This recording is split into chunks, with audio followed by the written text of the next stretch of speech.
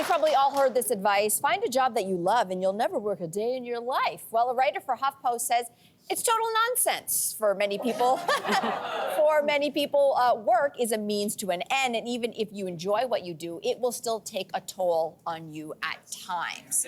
What do we do with this phrase? I mean, I think that's very accurate and true. Like, I think it's particularly relatable for people who are caught up in the hustle culture, and that became a real thing during the pandemic. So let's say you started a hobby. You love embroidering baby hats. I don't know what and you get really good at it, and people keep asking you for it, so you build like an Etsy shop, and it suddenly takes off. There's a tipping point when you're building a business, even with something that you absolutely adore, where that pleasure suddenly becomes monetized, and then if there's expectations, there's gonna be pressures. And so I think that that's the sort of dark side about choosing a path of something you love. There's the chance that eventually you might grow to hate it. Oh, I'm not speaking from experience.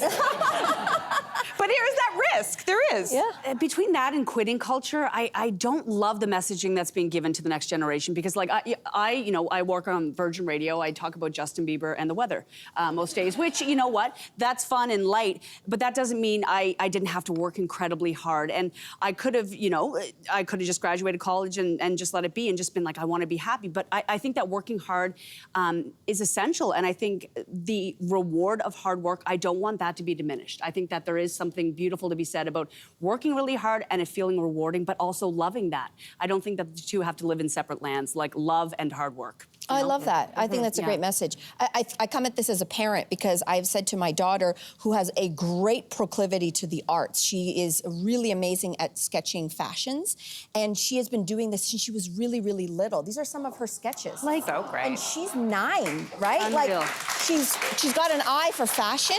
And I'm like, this is great, because how I'm raising her is, you have a passion, you have a skill, you have a talent, but you also have to find a job that's going to sustain you. And she likes nice things, just like her mom.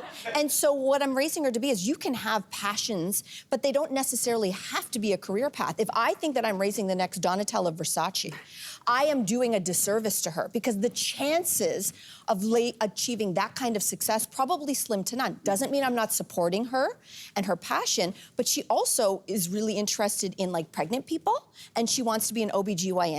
And she asked me not too long ago, Mommy, how much do OBGYNs make? And we looked it up. Very healthy salary, very hard work. But I said to her, you can still be an artist and an OBGYN. So just because it's a passion, I think that's a unicorn job for most people watching But there's ways to spin that out. So I'm gonna now go down the other path, which is like, I'm glad no one stood in my way. No one was saying, like, I'm not suggesting you're staying in your way, but like, no one tried to steer me. It was just kind of, I knew I wanted to tell stories, went into screenwriting, realized, it's a unicorn job to become a successful screenwriter, especially in this country.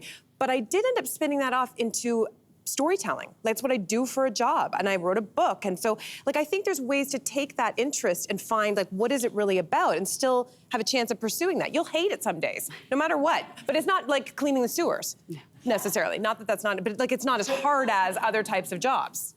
I think it's also, but I think this thing that this article is about is particularly applicable to modern times, where there are jobs that exist now that didn't exist 20 years ago. For example, influencer is a job. It is, whether you like it or not, or you think it's a real, my job didn't exist 25 years ago. Blogger didn't exist. And so when we think of an influencer, you look at your phone, you're like, oh, what is this person's job? Oh, posting clothes, or like, I don't know, shopping for groceries and then cooking a meal. It is very hard work sometimes to be, I'm not saying they're a minor, okay? Like, chill out. But I'm saying that it is, you have to be very organized. You have to be very, very self-directed. And a lot of times there is influencer burnout, because I think that there's this idea that being an influencer is just a coast, like just an easy ride. And I think that these things apply to jobs that we don't even know exist yet. These warnings. That you will love something or will be so interesting to do your job, but it will also be really, really hard. And that is the generational thing that's out there. And that's the thing. I think that you can work really, really hard at something, and that's okay. And it's some days you don't love it, some days it feels really hard, but some days it's always rewarding, you know? So I think there's that in between, and I don't want the next generation to think that everything is light and everything is easy, and that's necessarily, on the other side of hard work. Amen to that.